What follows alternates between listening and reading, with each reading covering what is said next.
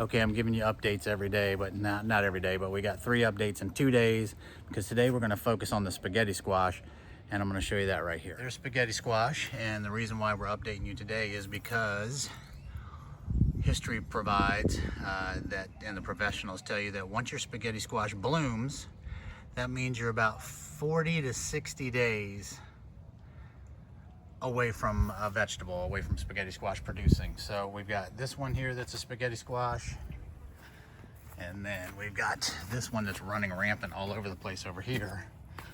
That has now started to bloom right there. That's spaghetti squash, and you can see what we got going on inside here. But just a short little update. Spaghetti squash about a month and a half to 2 months after you get the blooms, you'll start to see your fruit produce, not your fruit, your vegetables, duh.